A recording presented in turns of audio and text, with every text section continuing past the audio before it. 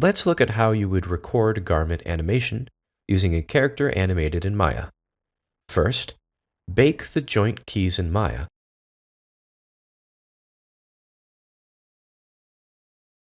And select the body mesh to be exported as an Alembic file.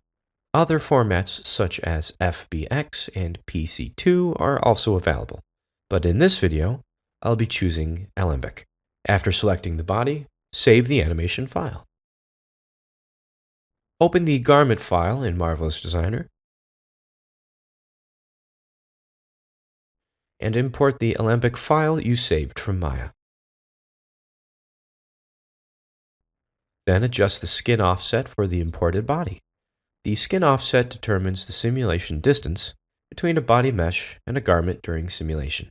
As the avatar we are using in this video is much smaller than a common adult, I will lower the skin offset below the default.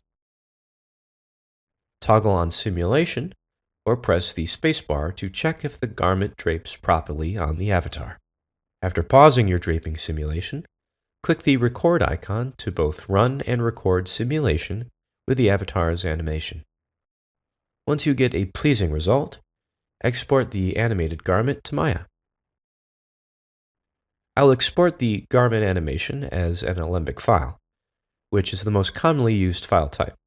But please note that other formats such as PC2 and MC are available as well.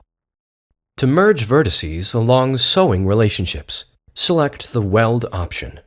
Also, unified UV coordinates should be turned on in order to export the UVs you created in Marvelous Designer.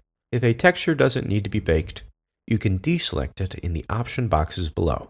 I will choose centimeter in scale, as this is the same unit we used when importing the body, and then select the OK button.